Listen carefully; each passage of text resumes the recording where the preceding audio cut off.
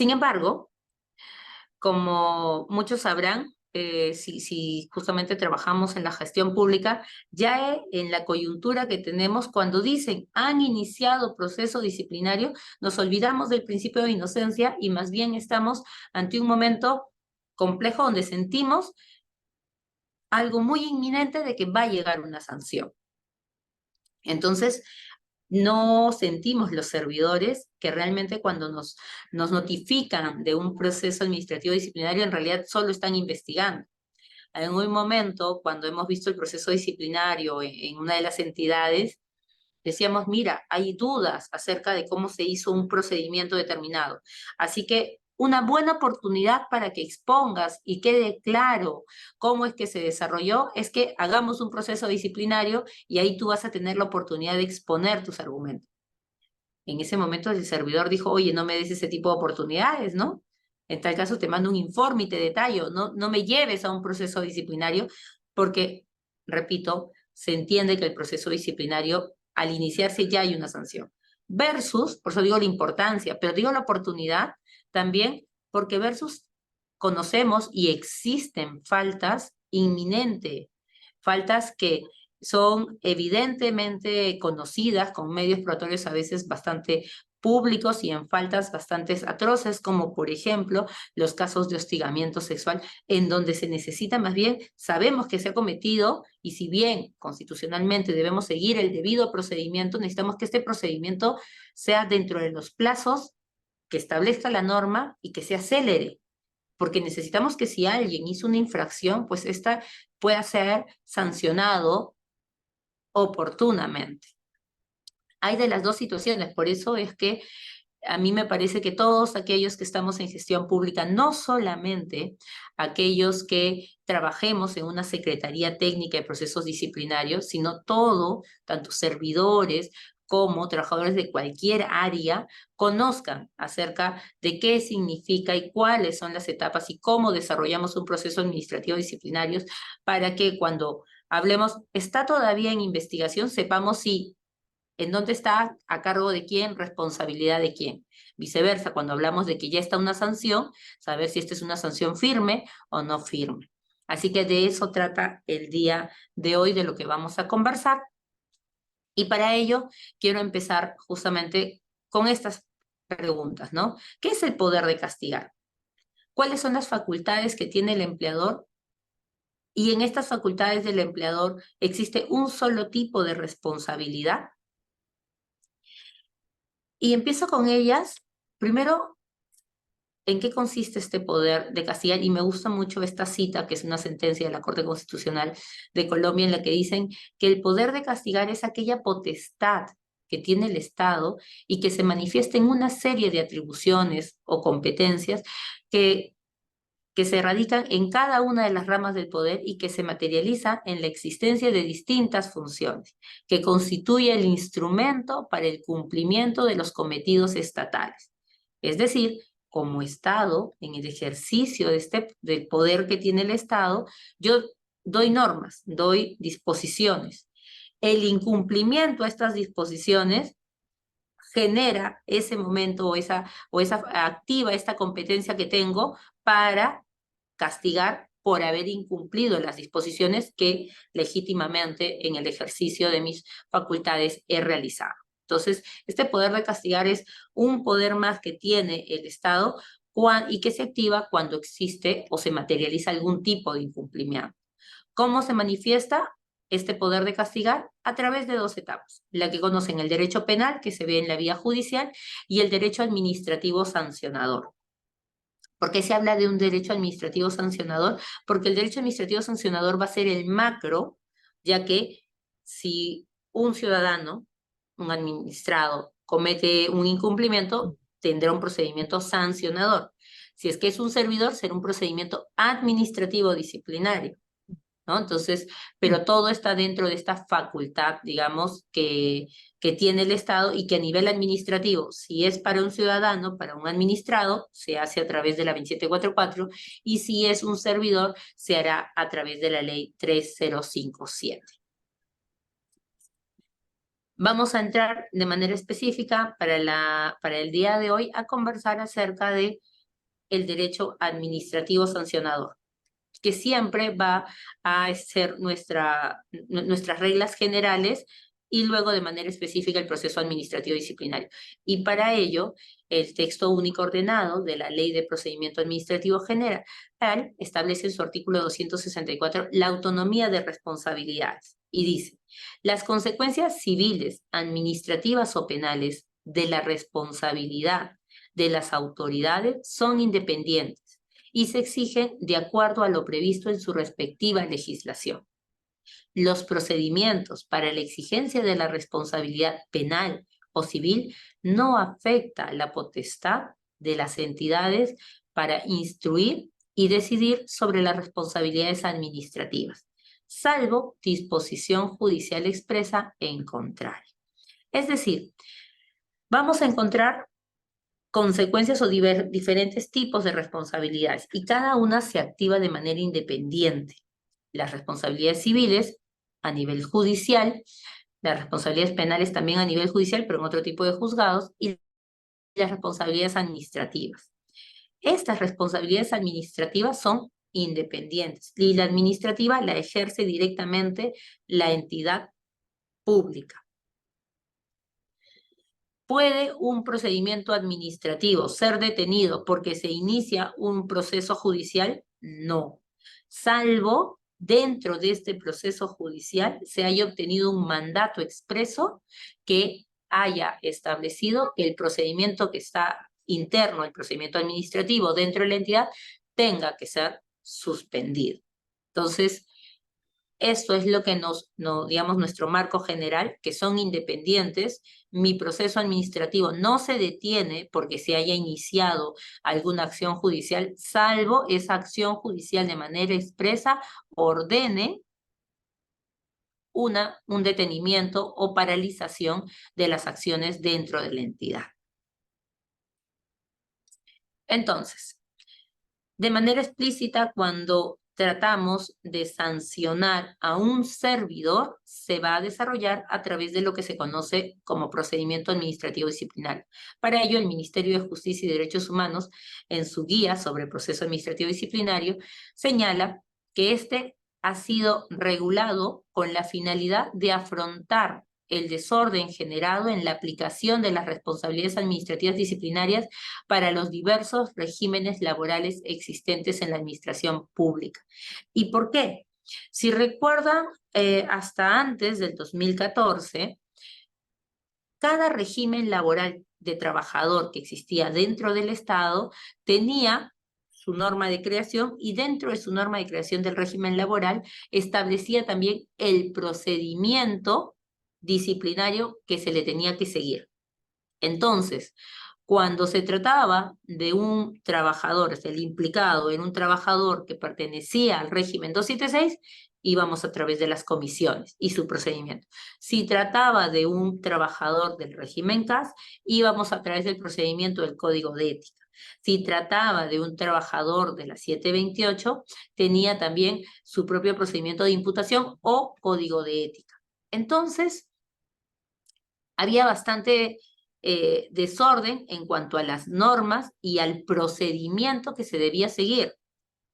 Por ello, si bien se reconoce la existencia de diferentes regímenes laborales, todos válidos dentro del Estado peruano, también se señaló que debía ordenarse y a través de la ley 30.0057 hubo un capítulo específico sobre proceso administrativo disciplinario que buscaba estandarizar, ordenar y regular un único proceso administrativo disciplinario para los trabajadores del sector público, indistintamente su régimen laboral. Evidentemente, salvo los regímenes especiales que ahora los vamos a comentar. Por eso es que el Ministerio de Justicia dice que esta regulación ha servido para ordenar todo el desorden o las diversas reglas que habían de cómo se debía hacer el proceso administrativo disciplinario. Entonces, ¿a quiénes le aplica? Como les dije, aplica a los regímenes ya conocidos, 276, 728, 1057, que son los CAS, y a los que están en el nuevo régimen del servicio civil, que son propiamente de la ley 30.0057. A quienes también va a aplicar, y así se ha señalado en la ley, es también vamos a incluir dentro de este proceso administrativo disciplinario a los que están, a los servidores civiles comprendidos en regímenes especiales, pero que pertenezcan a gobiernos locales. Y no aplica, de manera clara, deja que no se va a aplicar a las, digamos, a las personas que están contratadas por locación de servicio. Recuerden que al tratarse de un proceso administrativo disciplinario, planteábamos que esta se aplica al servidor. ¿Cuándo tienes la calidad de servidor? Cuando tienes una relación laboral. Cuando no tienes la condición de servidor, cuando tu vínculo es de naturaleza civil. ¿Cuáles son los vínculos de naturaleza civil? Por lo general, los contratos de locación de servicio. Las conocidas órdenes de servicio que se emitan porque ellos son una relación de naturaleza contractual. También existen otros tipos de contrataciones de naturaleza contractual que son conocidos como los FAG y los PAC, el Fondo de Apoyo Gerencial FAG y el PAC, el personal altamente calificado. Ambos son contratos de naturaleza civil. Sin embargo, algunos de estos personas que son contratados como FAG y como PAC ocupan un puesto específico dentro de la entidad. Es decir, podría ser un jefe de OGA que está contratado a través de la modalidad de PAC. Entonces, si el jefe de OGA comete algún tipo de infracción, significa que no se le aplica un proceso administrativo disciplinario. Se ha aclarado de manera específica que los profesionales contratados como FAG y como PAC que cumplan, que desarrollen un puesto específico dentro de la entidad, sí estarán dentro del ámbito de aplicación. Las órdenes de servicio, no, porque ellos no cumplen ni ocupan una posición o un puesto dentro de las entidades. Asimismo, en este es importante qué falta se le puede imputar dentro de este proceso administrativo disciplinario a todos estos servidores, aquellos que están establecidos en el propio artículo 85 de la ley 30.057 y también aquellas faltas que están previstas en el Código de Ética de la Función Pública y en la Ley de Procedimiento Administrativo General, que les sea pertinente aplicar a los servidores. En esas tres normas con rango de ley se establecen los tipos de faltas que pueden ser materia de imputación de iniciarse un proceso administrativo disciplinario. ¿Desde cuánto tiene vigencia este procedimiento? Bueno, la norma se publica el 4 de julio del 2013 y se estableció que 90 días después entraría en vigencia. Es decir, a partir del 14 de septiembre del 2014, entra en vigencia estas reglas sobre proceso administrativo disciplinario regulado por la ley 30.057. La Autoridad Nacional del Servicio Civil emitió en el año 2015 la Directiva 02-2015 Servir/GPGSC, la que ha sido modificada recientemente por una resolución de Presidencia Ejecutiva del año 2016, la 092. Esta directiva aterriza y describe justamente algunas tareas y funcionalidades de cómo se debe desarrollar este proceso administrativo disciplinario a cargo de las diferentes actores que participan. Entonces, aquellos que están en el régimen en un régimen laboral de la 276, 728 o CAS antes del 13 de septiembre del 2014, su proceso administrativo disciplinario era según el marco de su carrera en particular. Y las faltas cometidas por el personal de cualquiera de estos regímenes desde el 14 de septiembre de 2014 en adelante, se desarrollan conforme a las reglas establecidas en la 30.057. Eso con respecto a este nuevo procedimiento. ¿Y qué tiene de novedad este nuevo procedimiento administrativo disciplinario regulado en la 30.0057? Es que crea la figura de un secretario técnico de manera independiente. Esta secretaría técnica está a cargo de un secretario o secretaria técnica y que puede tener o no, de acuerdo a las cargas de trabajo que pueda haber en los expedientes que llegan, se va a encargar de manera exclusiva entre sus tareas de apoyar el desarrollo del proceso administrativo disciplinario. Segunda regla, tiene que ser designado como secretario técnico por la máxima autoridad administrativa de la entidad. Se permite que el secretario técnico, justamente de acuerdo a las tareas y a la capacidad que tenga la entidad, pueda hacerlo de manera específica y exclusivamente para estas funciones, o podría darle estas funciones en adición a las que ya viene realizando. Como les dije, puede, dependiendo de la carga también, este secretario tener un personal de apoyo, ¿no? O varios, digamos, servidores que lo ayuden en el desarrollo de sus tareas. Orgánicamente van a depender de la Oficina de Recursos Humanos, pero dependen orgánicamente, pero funcionalmente son autónomos. Eso es importante porque la Secretaría Técnica cumple, como vamos a ver, diferentes tareas, y todas estas tareas las cumple con la autonomía e independencia que se le otorga por ley, pero orgánicamente, estructuralmente, van a estar dentro de las oficinas de recursos humanos. Entonces, ¿qué hace el secretario técnico? Primero, que tenemos que saber que corresponde al secretario técnico recibir y tramitar las denuncias y o reportes. Es decir, denuncias si es que ingresan externas, o reportes si es que lo envía a alguna oficina al interior de la entidad. ¿Y por qué es importante saber que es el secretario técnico quien recibe las denuncias o reportes? Porque muchas veces pueden llegar denuncias a diferentes áreas, porque el ciudadano no necesariamente todos conocen que tiene que ser al secretario técnico. Entonces mandan su carta a cualquier dirección o al titular de la entidad. Entonces es importante saber que a quien le llegue una denuncia y no es el secretario técnico, lo que le corresponde es poder redireccionar y encauzar esta denuncia enviándosela ¿a quién? Al secretario técnico. Una vez que llega, digamos, las denuncias o el reporte de las otras oficinas, también se tiene que encargar de tramitar los informes de control que vienen justamente de los OSIs en aquellos aspectos, ahí aclarando, en aquellos aspectos en donde se ha colocado que debe hacerse un deslinde de responsabilidad administrativa. Solamente cuando los informes de control establecen una disposición que debe hacerse en un deslinde de responsabilidad administrativa,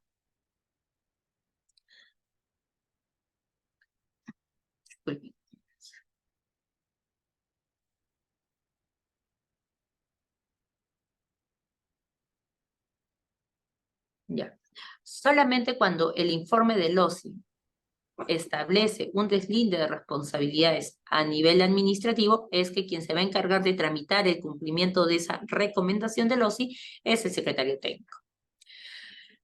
Una vez que tiene una denuncia, un reporte o un informe del OSI, tiene que requerir información complementaria que le permita analizar los hechos que son materia de esta denuncia, reporte o informe de control. Para ello tiene directamente, ¿no?, autorizado el poder emitir la documentación para requerir esta información a las diversas áreas o servidores que consideren. Tiene que documentar la actividad probatoria. Es decir, si como un medio probatorio es una entrevista, tiene que encargarse de que esa entrevista esté documentada y esté dentro del expediente del proceso administrativo disciplinario. Y una vez que ha recibido la denuncia, el informe de control o reporte, ha requerido la información y ha documentado adecuadamente los medios probatorios, deberá analizarla y precalificar las faltas. ¿Qué significa precalificar? Es decir, hacer el análisis de todo ese expediente para poder concluir si hay mérito para un inicio o no. Por eso es que como siguiente tiene esas dos tareas. Remitir un proyecto de acto de inicio, es decir, precalificar y concluir que se debe recomendar el inicio de un proceso administrativo disciplinario, o podría el secretario técnico concluir que es no al lugar a trámite la denuncia, el reporte o el deslinde de responsabilidades. Un secretario técnico puede apartarse de un informe del OSI, sí. Un secretario técnico recibe el informe del OSI, puede complementar con medios probatorios y finalmente concluir que para él no corresponde hacer el inicio de ningún proceso administrativo disciplinario. Finalmente, ¿dónde se deben administrar, custodiar todos los expedientes disciplinarios? Pues es una tarea que le corresponde y que se le encargan al secretario técnico. Esas son sus principales funciones de los secretarios técnicos dentro de la entidad y con relación justamente al proceso administrativo disciplinario. Y como hablábamos, el secretario técnico es un órgano de apoyo, no es una autoridad. Y ahí es importante distinguirlo porque se le considera autoridad del proceso a aquellos que tienen esta facultad decisoria, este poder de definir una situación. El secretario técnico, como dijimos, precalifica y recomienda. Podría el secretario técnico recomendar un inicio, enviarlo al órgano que sí es autoridad, y esa autoridad decir, no estoy de acuerdo contigo, secretario técnico, apartarse de su recomendación y hacer un informe diciendo que no está de acuerdo con lo recomendado. Por eso es que es importante tener en cuenta que el secretario técnico, al ser un órgano de apoyo, no es considerado una autoridad, solamente un apoyo para justamente hacer estas tareas que se ha señalado. ¿Quiénes sí son autoridades de un proceso administrativo disciplinario? Y ahí varía. Varía dependiendo de qué. La ley 30.0057 ha establecido que hay autoridades en primera instancia o en segunda instancia, dependiendo de la sanción propuesta. Si la sanción propuesta era una amonestación verbal, no hay procedimiento y solamente actúa emitiendo la sanción, que es la amonestación verbal, el jefe inmediato. Si es una amonestación escrita, el que hace la etapa de instrucción en primera instancia es el jefe inmediato. El que actúa como sancionador en primera instancia es el jefe inmediato. Y quien oficializa la sanción es la Oficina de Recursos Humanos. Quien resuelve en segunda instancia, cuando la sanción ha sido amonestación escrita, la Oficina de Recursos Humanos. En cambio, si es que la sanción propuesta es la de suspensión, que puede ser de 1 a 365 días, quien instruye es el jefe inmediato. Y quien sanciona es la Oficina de Recursos Humanos. Quien oficializa es la propia Oficina de Recursos Humanos. Y de haber una apelación, quien va a resolver en segunda instancia será el Tribunal del Servicio Civil, que es un órgano dentro de la Autoridad Nacional del Servicio Civil.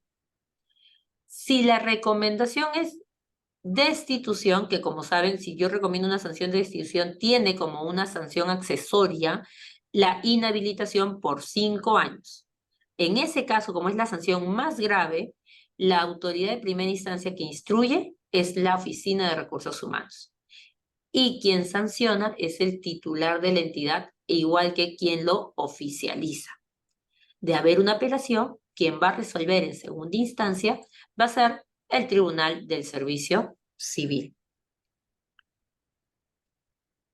Entonces, ya hemos conocido quiénes son las autoridades y lo que les decía, cuál es la función de una Secretaría Técnica de Procesos Disciplinarios. Acá, como vamos a poder ver, la Secretaría Técnica, que es la parte en la que está de rojos, ¿no? En un círculo rojo se señala que es la STOIPAT, la Secretaría Técnica, quien va a recibir la denuncia, el informe, el reporte y va a hacer algunas actividades probatorias para finalmente emitir un informe de precalificación.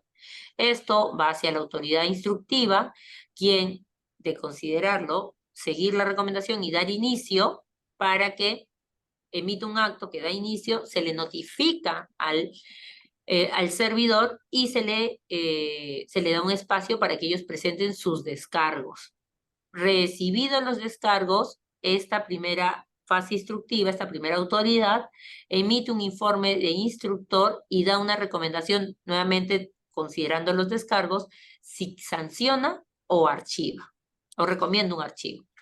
Una vez que esté ese informe de órgano instructor, va a ir hacia la fase sancionadora. Y en la fase sancionadora puede haber, a pedido del servidor, un informe oral y termina con la decisión de esta autoridad sancionadora, es decir, si impone la sanción o archiva. Terminado esta primera etapa, ¿en qué momento se pueden actuar medios probatorios? En cualquiera de las etapas, porque lo que se busca con los medios probatorios es que se pueda confirmar o desvirtuar la imputación que se le ha realizado. Y luego se sube de existir una apelación a una segunda instancia.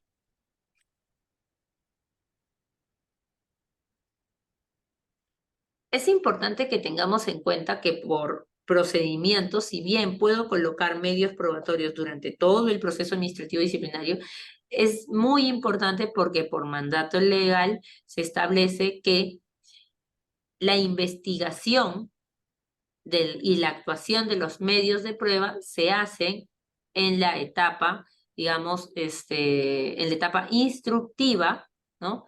Para que a través de esa etapa instructiva se pueda confirmar o desvirtuar los descargos que ha realizado el servidor.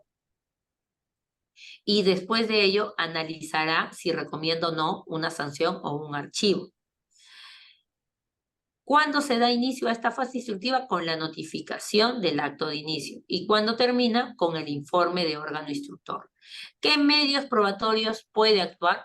Por lo general, los medios probatorios que pueden ser actuados en un proceso administrativo disciplinario son los medios probatorios documentales. Sin embargo, nada impide que se puedan actuar también entrevistas, declaraciones, videos, ¿no? Según los hechos que se están investigando y que puedan ayudar a desvirtuar o confirmar la sanción.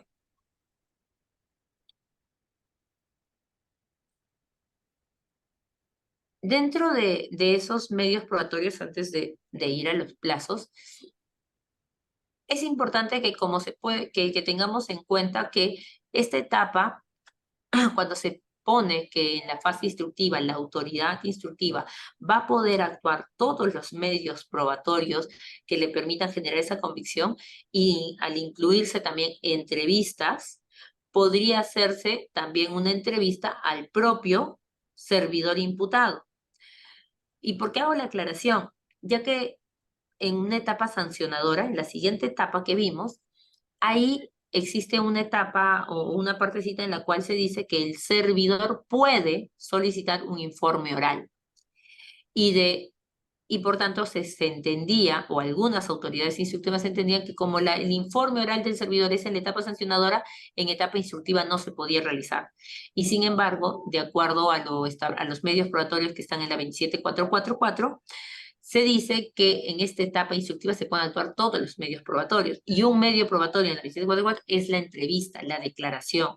Por tanto, el servidor imputado que presentó sus descargos por escrito también podría tener una entrevista con la autoridad instructiva que sirva para el esclarecimiento de los hechos. ¿Ya? Entonces, no es que el servidor imputado solo pueda participar oralmente en la etapa sancionadora, sino también podría hacerlo en una etapa instructiva. Esto es el proceso administrativo disciplinario que, como les dijimos, tiene base legal en la 30.0057, en el Reglamento General de la Ley del Servicio Civil y en la Directiva de Servir. En estas normas se han establecido plazos para algunas etapas del procedimiento. Sin embargo, también tiene que ser interpretado con la norma general, que es la Ley del Procedimiento Administrativo General, para poder entender cuáles son los plazos que tiene cada acción. Si bien estos plazos que están en la norma de vencerse no te generan prescripción, porque la única prescripción que se reconoce dentro del proceso administrativo disciplinario es la de la prescripción para iniciar de 3 años o para sancionar de 1 año porque está establecido en la ley. Pero sí es importante que tengamos en cuenta que existen plazos internos, porque lo óptimo de todo proceso administrativo disciplinario es que se puedan desarrollar dentro de estos plazos máximos, ya que como explicaba al inicio, la importancia que tiene el proceso sancionado, sea para corregir una acción que estuvo mal y que merita ser sancionada, o para liberar de esa presión que tiene una persona que no cometió una falta, pero que sin embargo se le ha iniciado, es muy importante. Y recordemos que existen varios tipos de falta, por eso hay una gradualidad también de sanción. Y yo recuerdo que en una oportunidad, por ejemplo, se había reportado a una servidora que, disculpe, se había reportado a una servidora porque se le había dado la indicación de que, digamos, respondiese determinados correos. Ya estamos imagínense, estamos ahorita en un proceso de difusión y por tanto hacemos que la oficina encargamos a 3 personas que todas las consultas que mandan los ciudadanos sobre esa difusión que estamos haciendo puedan ser absueltas. Y sin embargo, esta servidora un día no atiende ninguna de esas consultas que habían hecho. Su jefe le manda un memo y le dice, tienes que atender, todos estamos abocados a poder atender. Segundo día atiende, tercer día nuevamente deja de atender. Entonces el jefe reporta un incumplimiento de las tareas que se le había asignado a la servidora. Y en parte de los primeros medios probatorios es la declaración. En la declaración, la servidora reconoce que no estaba atendiendo las consultas y porque ella estaba en desacuerdo respecto a la actividad que se estaba difundiendo. Entonces pasó, esa fue la declaración, y cuando tomé conocimiento del expediente ya habían pasado aproximadamente 1 año y medio. Y después de 1 año y medio, porque claro, si tenemos una servidora que por una percepción personal no está de acuerdo en una difusión que han hecho institucionalmente, no puede dejar de cumplir su tarea. O sea, ¿por qué? Porque nosotros como servidores justamente cumplimos las tareas institucionales. Yo lo que no estoy obligado a hacer es aquello que no es legal. Ahí sí no estoy obligada a cumplir, si no es legal. Pero si son percepciones, debe primar el interés institucional. Entonces, evidentemente sí podía haber un incumplimiento y además declarado por ella, porque ella aceptaba que no le quería hacer caso al jefe. Pero ya había pasado 1 año y medio. Entonces, digo, después de 1 año y medio, ¿cuál es la situación, no? Porque eso pasó hace 1 año y medio. Se vuelve a conversar con el jefe que mandó el reporte y el jefe más bien dice, por favor, o sea, ya no se pronuncien, porque en realidad ahora esa trabajadora sí tuvo ese percance, pero después de ello se ha trabajado y ahorita más bien es ella la que promueve, la que está ayudando a hacer seguimiento, está en una actividad muy proactiva. Entonces, después de 1 año y medio, decirle, te voy a iniciar un proceso administrativo disciplinario por una actitud que tuviste hace 1 año y medio, ¿ayudaría a corregir? ¿Sería pertinente? No parecía tanto, ¿no? Entonces, eso es importante que se conozca, que si lo que queremos corregir, tiene que ser oportuno, porque si no podemos incluso alterar el buen desempeño. O sea, más que corregir, más bien vamos a desalentar. Y lo otro es porque si no somos oportunos, y varias veces se ha visto, sobre todo cuando hay esta microcorrupción de cobros pequeños en algunas entidades, ¿no? Como tú no sancionas, o sea, yo demuestro que el señor, no sé, me pedía 5 soles para darme el ticket de atención. Está demostrado. Y yo me demoro 1 año y medio en siquiera iniciar el proceso administrativo disciplinario como entidad, lo que voy a tener es que este trabajador piense que no pasa nada. Puedo seguir cobrando. Total, es poquito. Eso es una ayuda, porque algunos se justifican de esa manera. Entonces yo me demoro todo ese tiempo y más bien estoy dando un espacio que no corrige, sino más bien que da la oportunidad a que sigan, a que continúen con esa mala actitud. Entonces, sea para sancionar o para corregir, y liberar de alguna falta, es importante los tiempos y la oportunidad del proceso administrativo disciplinario. En esta tablita van a poder ver los plazos que tiene cada acto. El secretario técnico de que recibe la denuncia para emitir el informe de precalificación tiene 30 días. Una vez que el informe de precalificación llega a la autoridad instructiva, ¿cuánto tiempo tiene para que la autoridad instructiva revise y vea si está de acuerdo o no con lo recomendado y, por tanto, emita un acto de inicio? 30 días. Estos 30 días están en la 2744 porque en estricto no se han establecido en el régimen especial. Una vez que emiten el acto administrativo a la autoridad instructiva, se tiene que notificar el acto, porque tiene que llegar hacia el servidor. ¿Cuántos días tiene para notificarse este acto administrativo? 3 días. ¿Cuánto tiempo tiene el servidor al que se le esté iniciando el proceso para presentar descargos? 5 días, que pueden ser prorrogables por otros 5 días adicionales, es decir, 10. Una vez que presentó los descargos, el órgano instructor tiene que valorarlos para emitir su informe de órgano instructor, y para eso tiene 15 días. Luego de ello, el órgano instructor lo eleva en esos 15 días hacia el órgano sancionador, y el órgano sancionador tiene que comunicarle al servidor ese informe de órgano instructor, y para eso tiene 2 días. Una vez que ha recibido el servidor el informe de órgano instructor, tiene 3 días para solicitar o no, porque es voluntario, solicitar fecha y hora para su informe oral. Y si lo solicita, la autoridad sancionadora tiene el plazo de 2 días para responderle y señalarle fecha y hora para que haga su informe oral. Realizado el informe oral, se tiene que ejecutar el informe oral.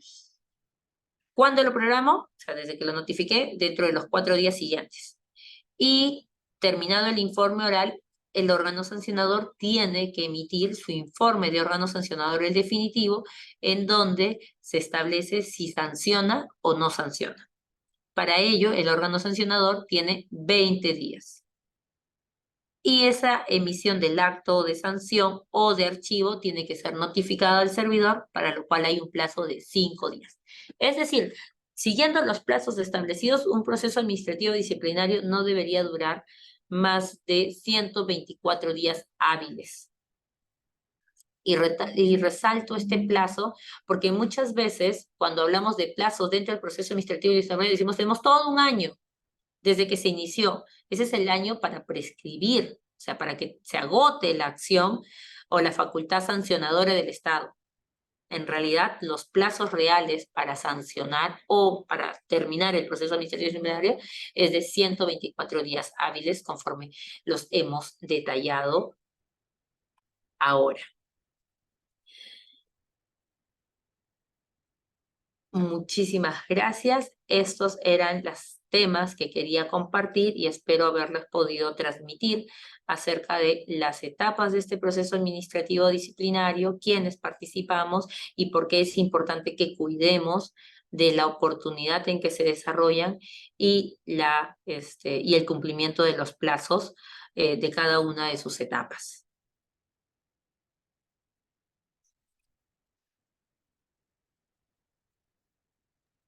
Muchas gracias, Ana Isabel.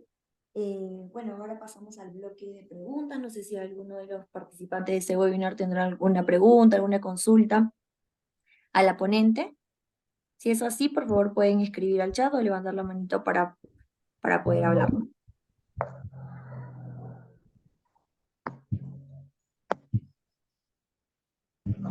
Sí, Fermín, adelante.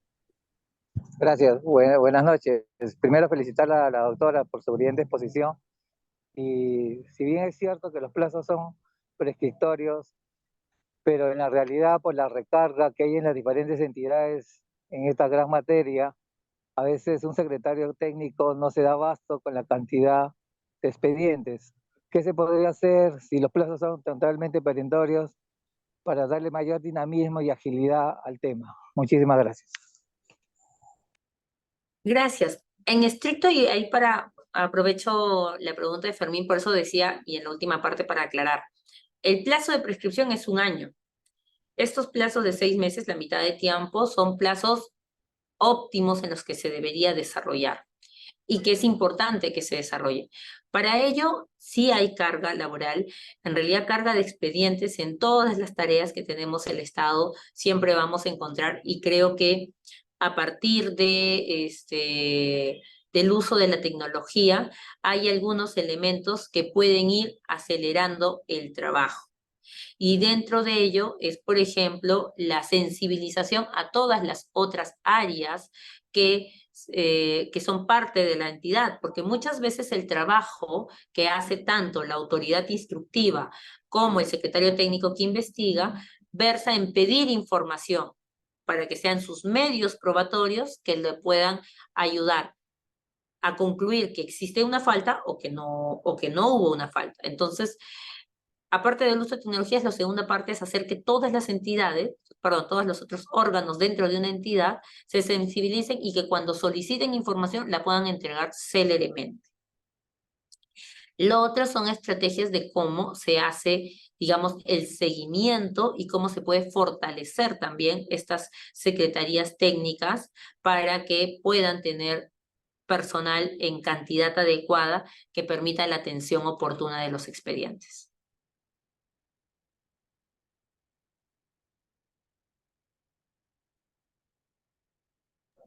Muchísimas gracias, doctora, por la aclaración. Un gusto.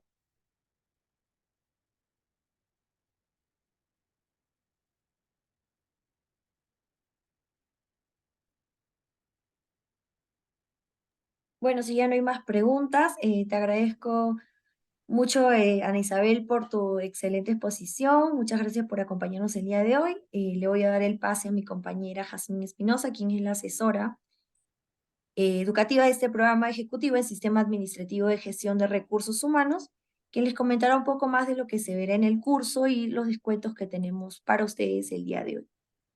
Adelante, Un Jazmín. gusto. Muchas gracias, Ana Isabel. Hola, buenas noches con todos. Mi nombre es Jazmín Espinosa, soy la asesora comercial para poder gestionar las matrículas, preinscripciones para este programa. Bien, bueno, comentarles que nuestro próximo inicio es el día 25 de septiembre. La modalidad es 100% virtual, el cual el 75% de las clases serán síncronas y el 25% en la modalidad asíncrona. La duración es de 80 horas lectivas, son 5 semanas que se estará dictando este programa. El horario son todos los lunes y miércoles de 7:45 de la noche hasta las 10 de la noche. El costo del programa es de 1.490 soles, ¿de acuerdo? Y bueno, al finalizar se le entregará un certificado digital a nombre de la Escuela de Posgrado de la Universidad Continental.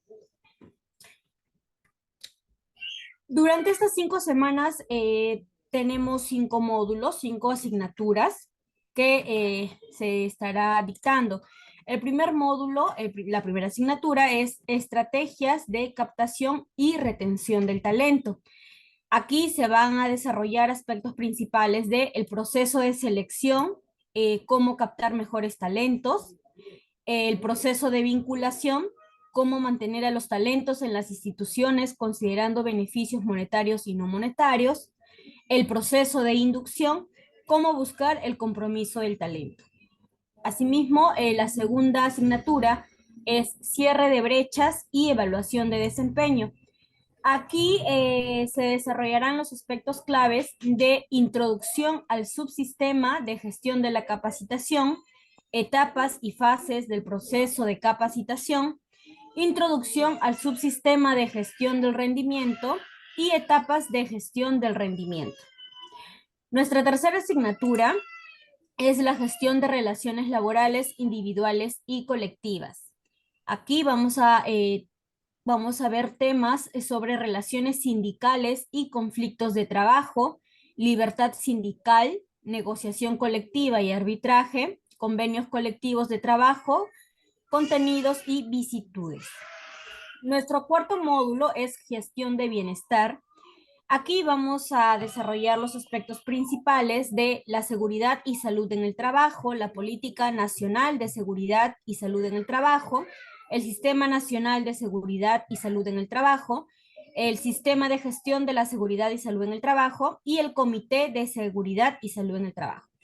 Finalmente, nuestro quinto módulo es dirección pública, el cual vamos a desarrollar la primera asignatura, que es dirección pública profesional, y la dirección pública en el Perú, ¿no? Los temas principales serán antecedentes de dirección pública, la reforma del servicio civil, la ley del servicio civil, competencias de directivos públicos definidas por servir, entre otros.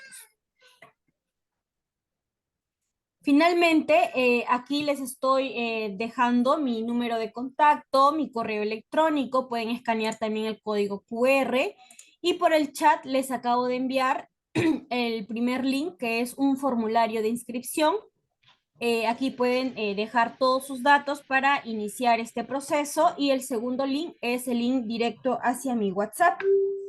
Por otro lado, comentarles también de que por cierre, disculpe, de inscripciones, porque ya la siguiente semana es nuestra última semana para poder inscribir, del costo regular, que es de 1.490, o pueden pagarlo en 2 cuotas, que sería 745 cada cuota, a todos se les estaría otorgando un 20% de descuento, ¿no? De 1.490 pagarían solo 1.192 soles, o que sería en 2 cuotas 596 soles.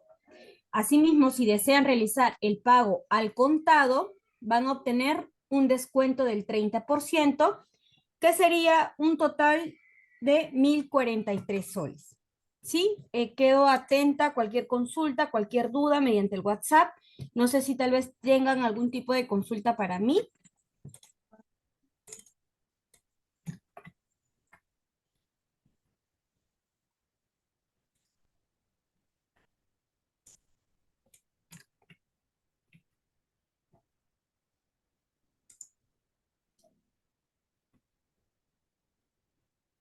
Kim, parece que no hay ningún tipo de duda o consulta.